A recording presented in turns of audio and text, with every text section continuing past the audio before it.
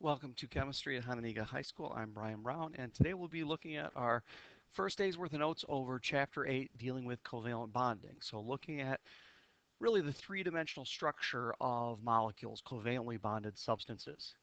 Now, first, let's go back and look at ionic bonding, because we talked about covalent, we talked about ionic a little bit in previous chapters. When sodium and chlorine atoms combine, the sodium atom gives their electron to the chlorine. So what you're doing is transferring electron from one substance to the other. And in the process, chlorine achieved a stable noble gas configuration. Sodium achieved a stable noble gas configuration. So both became more stable, and you had oppositely charged particles that attract and form an ionic compound. That's the ionic bond. So what's happening in a covalent bond? It still deals with electrons, and it still deals with how atoms get to a full noble gas electron configuration. But inherently, things are very different when you have two nonmetals coming together. One substance isn't strong enough to take the electron from the other. So in the case of two hydrogens, their nucleuses have the exact same strength. So what happens is each hydrogen with their one electron shares with the other hydrogen, and therefore each hydrogen atom essentially then has two electrons. Well, two electrons is a stable helium noble gas electron configuration. So they're achieving their noble gas configuration, but through sharing, not through a stealing or a transfer of electrons. That's what's happening in covalent bonding. It's a sharing of electrons. So why do sometimes atoms take and sometimes atoms share to become stable? Well, it really deals with electronegativity. So one of the things you need is to use the electronegativity table. Now there's one in the book in our previous chapter. So back in an earlier chapter, there is an electronegativity table, but it's a whole lot easier to use the electronegativity table that I gave you. And remember, electronegativity is a ranking on how strong the nucleuses are holding on to electrons in the bond. So we have a tug of war existing between our electrons. So this is basically a list of the elements in the periodic table. We talked about the pattern or trend for this before. It increases when you go to the right and it decreases when you go down. But we need more information than that. What we need is the actual electronegativities and looking at the differences between the two. Because what we're really doing when you compare electronegativities is deciding who wins in this tug of war, if anybody, over those electrons. So what's really happening with those electrons that are being shared in the bond?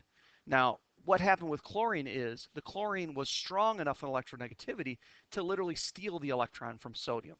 And what happened in the hydrogen molecule was the two hydrogen atoms are equal in electronegativity, so they ended up having to share the electron. So really, atoms option one would be if you're strong enough, you steal. If you're not strong enough, then you share. So fundamentally, we really have three different sharing situations. We've got sharing equally, which we call nonpolar covalent. And why it's called polar and nonpolar, we'll see in a second. The covalency is referring to the sharing. So we've got an equal sharing, we've got an unequal sharing. So we're still sharing, we're just not sharing equally.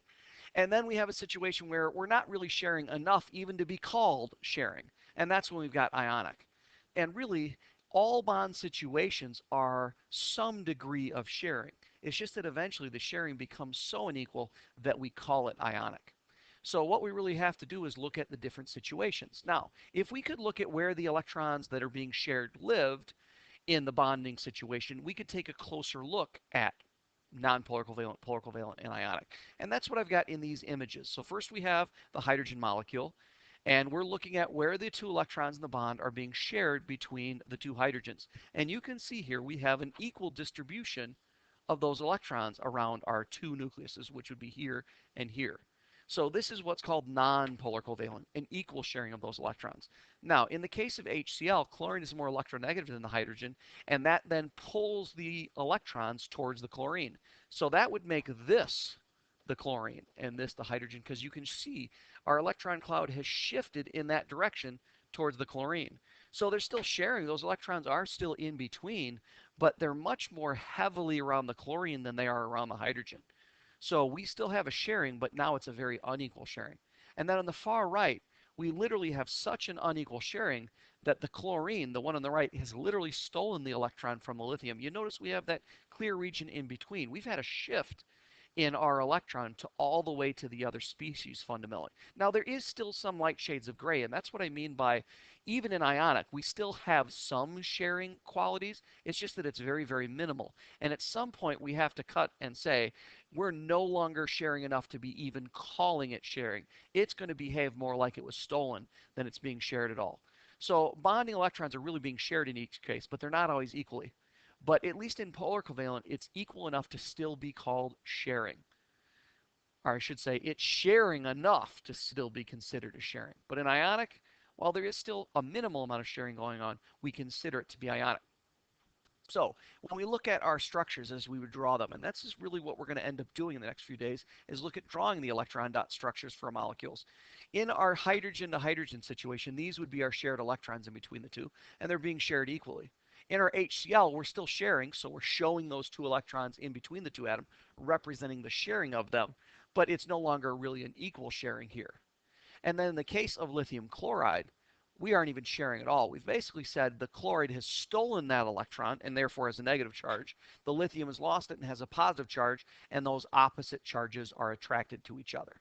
So that's how we would represent those. We still show H2 and HCl as sharing, but that's not what's happening with the metal nonmetal lithium chloride.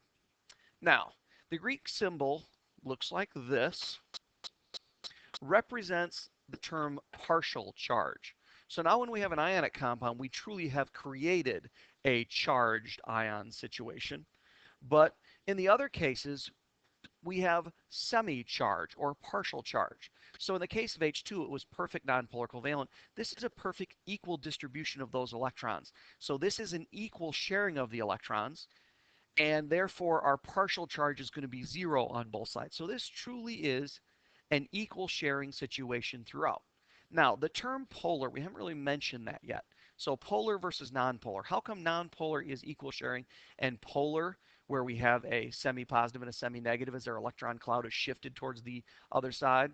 How is that considered polar? Well, remember, the Earth has poles, north and south magnetic pole.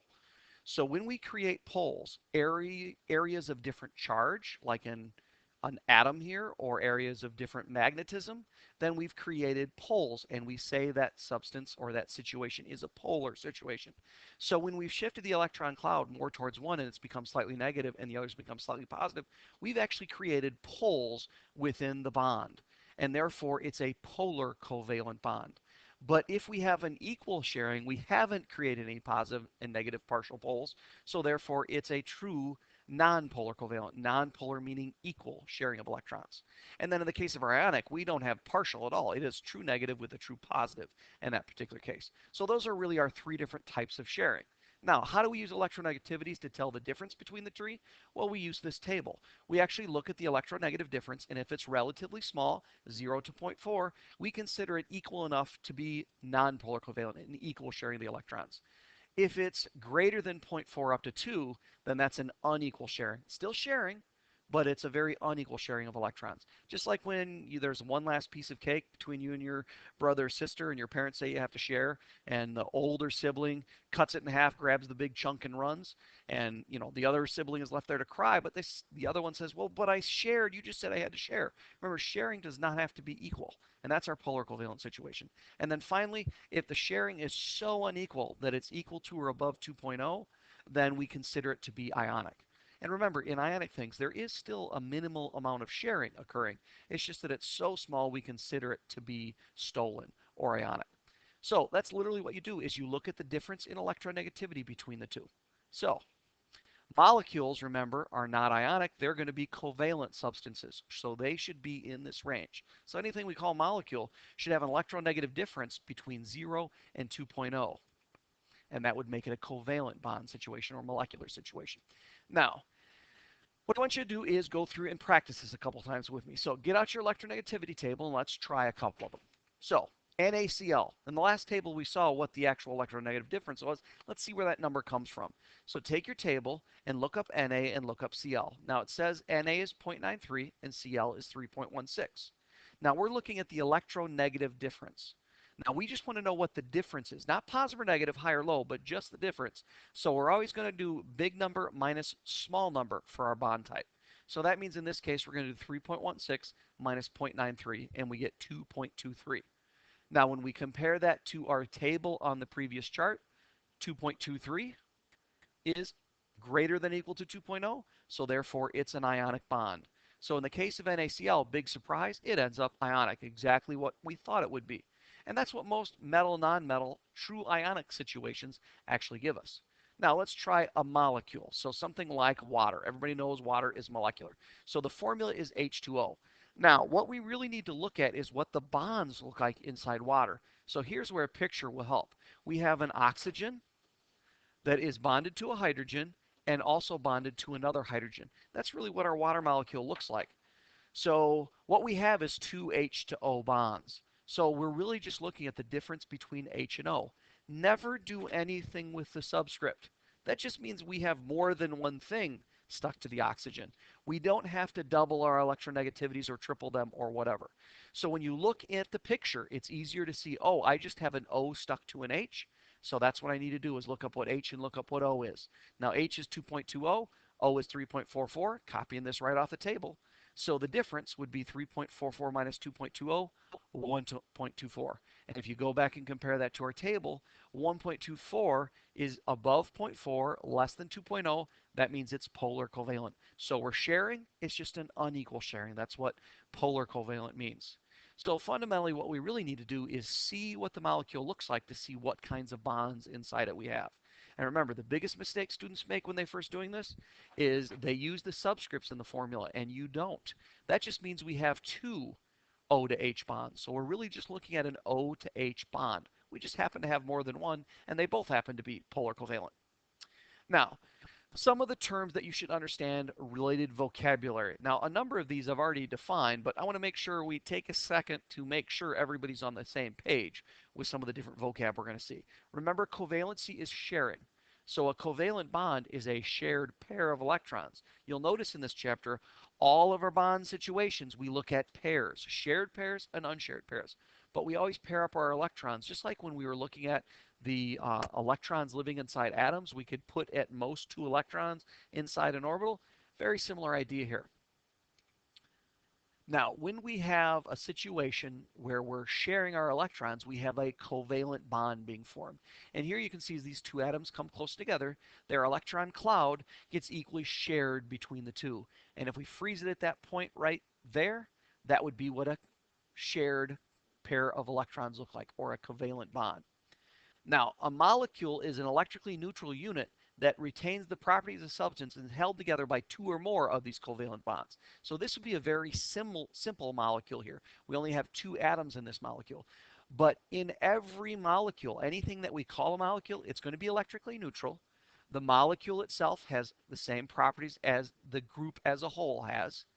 And all of the bonds that exist inside the water molecule would be shared electron bonds. So they would be all covalent bonds if we're going to call it molecular. In the case of water, we had two covalent bonds forming between the oxygen to the two separate hydrogens. Now, there's different types of covalency, polar and nonpolar. Now, nonpolar, remember, was an equal sharing of electrons. And that's actually what we saw in the previous model. If we froze it right here, you would see that there's an equal distribution of those electrons being shared between the two.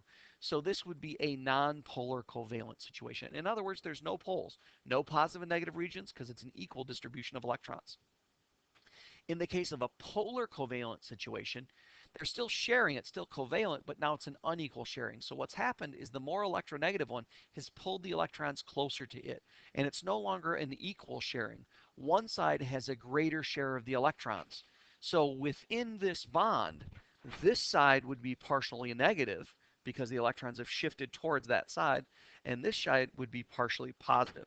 Now the electrons truly haven't left the substance on the right and moved clearly to the atom on the left. So they're still sharing, but it's not an equal sharing, and that's what polar covalent is. We have poles, positive and negative regions within the atom, and they're partially positive and partially negative regions.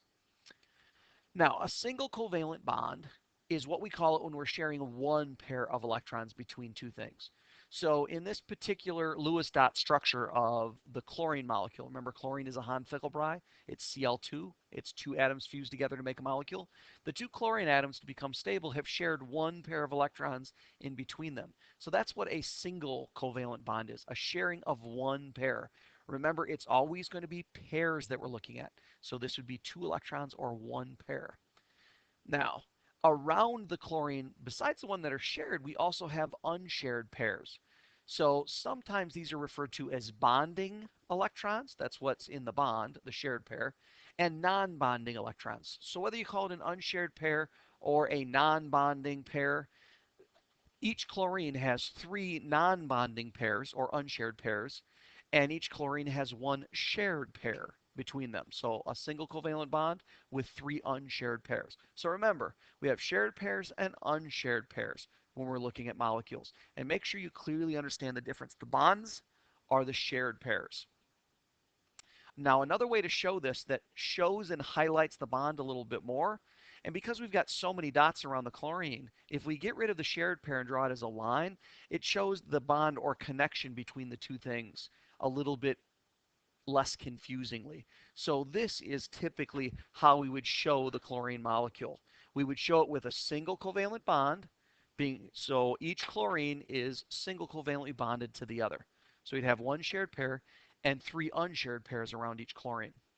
Now, if we have a single covalent bond, it makes sense that we're also going to have more than one pair being shared. So in the case of an oxygen molecule, like the oxygen you're breathing in right now, if you actually go to draw it, it ends up looking like this. So it's not one pair that's being shared, it's actually two shared pairs. So you draw it with a double line. So the sharing of two pairs of electrons is a double covalent bond. And we can also have a triple covalent bond. In the case of nitrogen, the other gas that you're breathing in right now, in fact, 80% of what you're breathing in is actually nitrogen gas. That's actually a triple bond between the two nitrogens. So those two nitrogens are actually sharing three pairs of electrons, which is a total of 6 electrons being covalently shared between the two. So remember, if it's 2 electrons being shared, single covalent bond. If it's 4 electrons being shared, so 2 pairs, it's a double covalent bond. And if it's 6 electrons being shared or 3 pairs, it's a triple covalent bond. Now, what we get into next is how you draw molecules. So that finishes up our first set of notes over chapter 8.